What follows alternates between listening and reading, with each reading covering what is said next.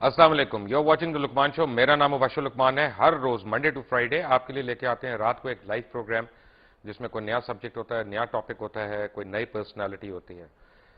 काफी अरसे से मुझे काफी लोग कॉल्स भी कर रहे थे और पूछ भी रहे थे, क्योंकि रमजान उल मुबारक का महीना है और लोग कह रहे थे कि जी आप कोई ऐसा प्रोग्राम करें जिसमें हमें दीन के मुतालिक भी कुछ सीखने को मिले या कुछ इल्मियत में हमारी इजाफा हो। अच्छा, बात यह है कि काफ़ी उलमा का यह ख्याल है कि दीन भी, सियासत भी और हमारे अपनी जो रोज़मर्रा की ज़िंदगी है वो एक साथ चलते हैं। तो हमने कहा एक ऐसा प्रोग्राम मुरतब करते हैं कि जिसमें कुछ ना कुछ इन तीनों का अंसर आ जाए। प्रॉब्लम क्या है, मैं इससे पहले कि मैं अपनी पर्सनालिटी को इंट्रोड्यूस कराऊं, क्योंकि उनका इतना बड़ा नाम है कि मैंने एक दफ़ा उनको इंट्रोड्यूस करा दिया तो उसके बाद मुझे डायरेक्ट उनसे बात करना पड़ेगी, मैं आपसे नहीं कर सकता। प्रॉब्लम यह है कि कुरान मजीद बहुत खूबसूरत किताब है, अल्लाह ताला का तोहफा है, अल्लाह ताला का मुआजिज़ा है, लेकिन कुरान मजीद की इंटरप्रिटेशन जो है उसके ऊपर बहुत से क्वेश्चन मार्क्स हैं, क्योंकि काफ़ी लोग उसको अपनी अपनी मर्जी और अपनी अपनी मसलहत और अपनी अपनी अकल के मुताबिक इंटरप्रेट करते हैं। अब आप उसकी मार्केटिंग अगर देखें in marketing terms, modern terms, तो उसमें है कि जैसे जन्नत में ठंडी हवाएं चल रही हैं, दूध की नहरें हैं या शहद के ढेर लगे हुए हैं।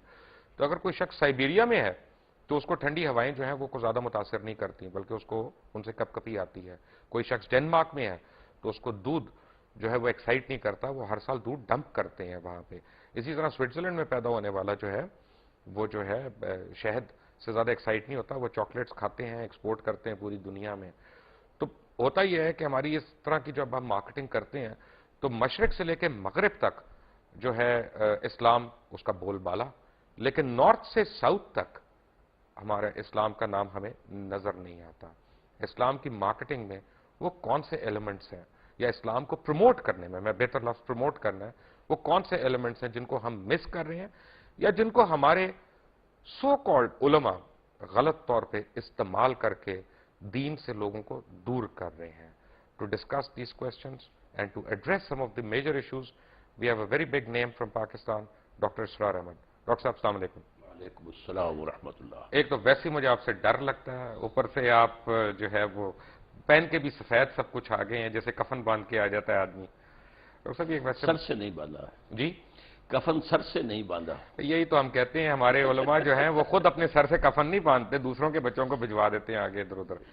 डॉक्टर साहब, जातियात से शुरू करें, सियासियात से शुरू करें, मुआशियात से करें, जैसी मजहब? मर्जी आपकी, आप जो भी मुनासिब समझे, मैं हाजिर हूँ। अरे मुझे ये बताएं साहब, शुरू करते हैं हम इस्लाम क्या इंसानियत के अमल से, जहां से इंसान बनी नौ इंसान शुरू हुआ, क्योंकि सबसे पहले तो वही सवाल आएगा। आदम अलैहिस्सलाम के हम सारे वाकयात हमने सुने भी हैं, पढ़े भी हैं। अम्मा हव्वा या बीबी हव्वा, इनका जिक्र कुरान मजीद में किस जगह आया? कुरान मजीद में आया है दोनों से खिताब करके कि ए आदम, तुम और तुम्हारी बीवी दोनों जन्नत में हव्वा रहो। का नाम तो नहीं आया। हव्वा का नाम नहीं है। इसी तरह हाबील का नाम भी नहीं आया। हाबील का नाम भी नहीं है। दो इसी तरह भाइयों काबील का नाम भी नहीं है। नहीं है, लेकिन ये वाकया है। अच्छा, तो ये वाकया भी नहीं आया कि हमने हव्वा को आदम की पसली से बनाया? जी नहीं, कुरान में नहीं है।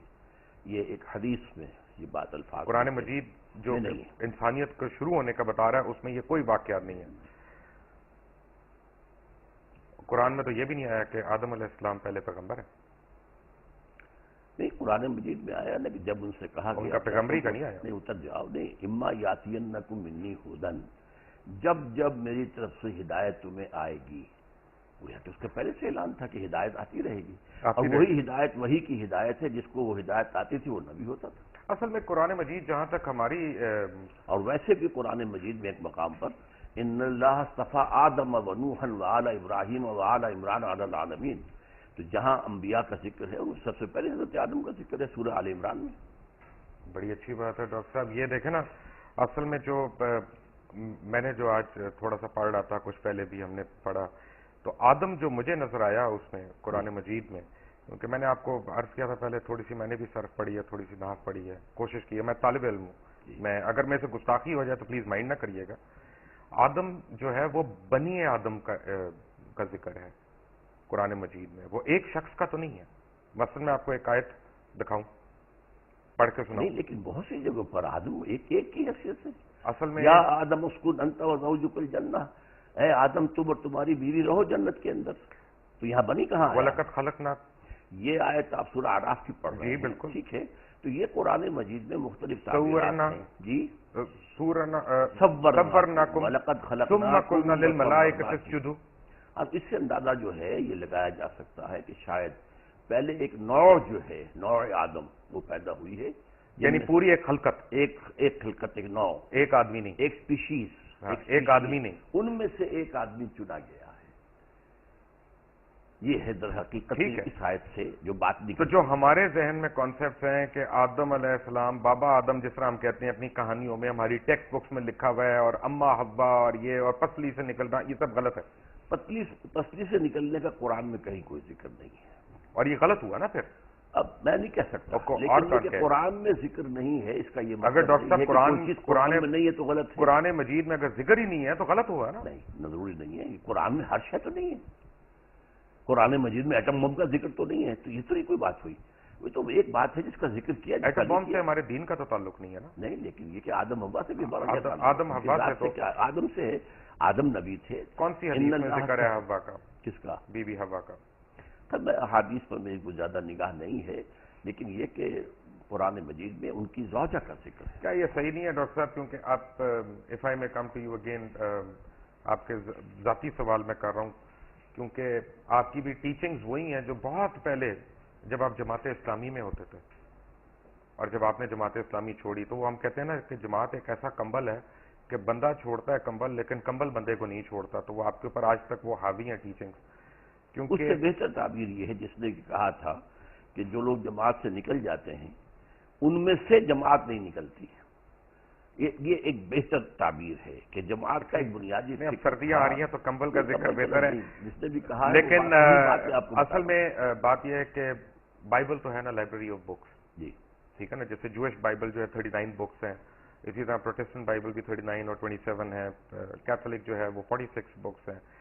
لیکن ایک بک ہے بائبل کی، اس کا نام ہے بارنبس، جس کے اوپر جتنے جوش فرقے ہیں، کیونکہ ان میں بھی بہت فرقے ہیں، اور جتنے عیسائی، یا عیسائی نہیں کہنا چاہیے، مجھے ایک میرے ویور نے کہا تھا جی مسیح کہا کریں آپ ہمیں، مسیح برادران کے فرقے ہیں، وہ ساروں کا اس سے اختلاف ہے کہ یہ ہمارا بائبل ہے. کیونکہ اس بائبل کا مقدمہ جو ہے مولانا سید ابو الاعلی مودودی نے لکھا، اور انہوں نے اس کو پاکستان میں بھی انٹروڈیوس کیا. اور اس بائبل میں اس طرح کی بڑی کہانیاں، اور یہ جو ببلیکل سٹوریز ہیں، ان کو آپ لوگوں نے اور خاص طور پہ جماعت کے اولین لیڈرز نے ہمارے مذہب کا حصہ بنا دیا. میں معافی چاہتا ہوں. پہلی بات تو آپ نے یہ کہی کہ بائبل کی سٹوری ہے. برنباس کو انکلوڈ نہیں کرتے یہ بائبل میں، کوئی نہیں کرتا. وہ نہیں کرتے نہیں، اس لیے ہم نے تو مقدمہ لکھ دیا ان کا. نہیں، وہ دوسری بات ہے. سوال پہلے یہ ہے کہ جو لوگ بائبل کے ماننے والے ہیں وہ بائبل میں برنباس کو انکلوڈ نہیں کرتے. اس کا یہ مطلب نہیں کہ برنباس درست نہیں ہے. برنباس اس لیے کہ 104 بائبلز تھیں، گاسپلز، ٹھیک ہے، جن میں سے چن کر 4 کو جو ہے کینونیکل قرار دیا گیا. 100 bibles are there which are not canonical, apocryphal کہلاتی ہیں. وہ ان میں سے ایک برنبا بھی ہے. اس کو پبلش کیا اسلامک پبلیکیشنز لمیٹڈ لاہور نے، اور بیت القرآن جو ہے وہ اس کو فروخت کر رہے ہیں. 13E یعنی 13E شاہ عالم مارکیٹ میں یہ پبلشر واقع ہیں لاہور میں، اور اردو بازار میں ترجمہ اس کا جو مل رہا ہے وہ آسی ضیائی کا، اس کا پورے کا پورا مقدمہ آپ کے زمانے کی جماعت اسلامی نے لکھا ہے. آپ لوگوں نے میرے زمانے کی جماعت اسلامی نے ہرگز نہیں لکھا. میں تو اس سے واقف بھی نہیں. یہ تو میرے نکلنے کے بہت بعد کی کوئی بات ہے. اس وقت تک تو جب میں آصف ضیائی کو تو آپ جانتے ہیں. انہیں میں جانتا ہوں. آصف ضیائی صاحب ایک لیکچرر تھے اردو کے، سیالکوٹ میں تھے، بہت اچھے آدمی تھے. میری ذاتی ان سے واقفیت تھی. لیکن مولانا مودودی نے یہ بہت کہیں بعد میں لکھا، اس لیے کہ میں جب تک میں جماعت میں تھا اور مولانا کے ساتھ تھا ان کا ایک ایک حرف میرے علم میں ہے. اس وقت تک یہ نہیں لکھا گیا تھا. اسی طرح مولانا کی ایک بہت بڑی کتاب ہے جو کنٹروورشیل ہے، خلافت و ملوکیت. یہ بھی ہمارے علیحدہ ہونے کے بہت بعد لکھی گئی ہے. تو مولانا مودودی بہرحال مفکر تھے. میں تو ان سے سن 57 میں علیحدہ ہو گیا ہوں، لیکن اس کے بعد ان کا علمی اور فکری کام چلتا رہا ہے. ان کی رائے ہیں، ان میں سے بہت سی چیزوں میں مجھے اختلاف ہے. بلکہ جب میں جماعت میں تھا تب بھی اختلاف تھا. مثلا انہوں نے ملکیت زمین پر جو کتاب لکھی، میں اس کے حق میں نہیں تھا. اگر آپ مولانا سے اختلاف کر سکتے ہیں تو آپ مجھے یہ حق دیں گے کہ میں آپ سے اختلاف کروں؟ بالکل کریں. رائٹ. ڈاکٹر اسرار احمد ہمارے درمیان بیٹھے ہیں. وی کم بیک ٹو ہم after a break. Take a break.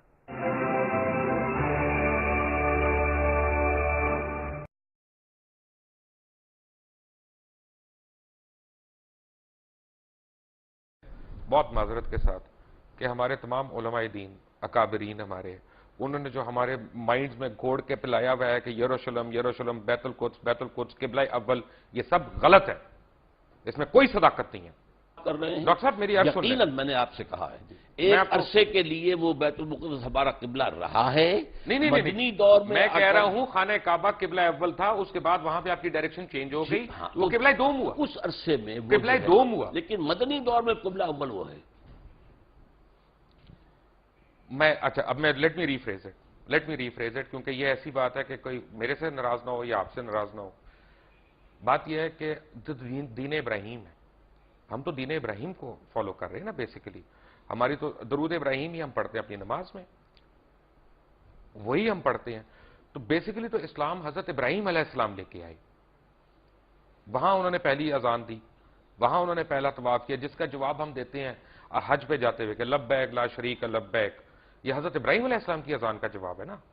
تو بیسیکلی تو اسلام تب شروع ہو گیا تھا، ہمارے دین کی شروعات تو وہیں سے ہوئی نا۔ لیکن اب ہمارا دین مکمل ہوا ہے محمد الرسول اللہ بالکل، اس میں کوئی شک نہیں، وہاں تو مہر لگ گئی، اس پہ کوئی اعتراض نہیں ہے۔ اس لیے میں کہہ رہا ہوں کہ اصولاً آپ کا جو قرآن مجید جو ذکر کر رہا ہے، میں صرف قرآن مجید کے حوالے سے کہہ رہا ہوں، قبلہ تو خانہ کعبہ ہوا نا، اب بھی ہے خانہ کعبہ ہی، پہلے بھی تھا ایک عرصے میں 16 مہینے بیت المقدس۔ ٹھیک ہے، میں آپ کی بات، یعنی آپ عالم ہیں ماشاءاللہ، تو وہ قبلہ دوم ہو گیا نا۔ آپ چاہیں تو کہہ لیں اس کو، غلط ہوگا کہ صحیح ہوگا، دوئم کہنا اس کو؟ میں کہتا ہوں وہ قبلہ عارضی تھا ایک عرصے کے لیے، اور اس کے حوالے سے وہ اول بن جاتا ہے مدینے آنے کے بعد، پہلے 16 مہینے وہ بعد میں پھر کعبہ۔ لیکن اصل میں بات صحیح ہے کہ قبلہ اول وہ خانہ کعبہ ہے۔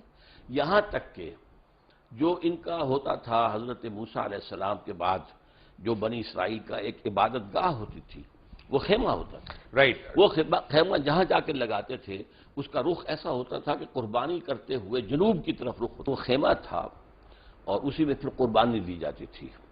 تو اس کو اس طریقے سے رکھتے تھے کہ قربان گاہ جو ہے، جب آدمی کو قربانی پیش کرتا تھا تو اس کا رخ ہوتا تھا کعبے کی طرف، جنوب کی طرف۔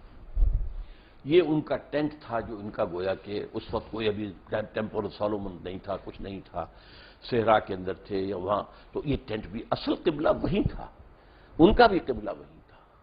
تو اس اعتبار سے قبلہ اول اصلی قبلہ بیت اللہ ہے،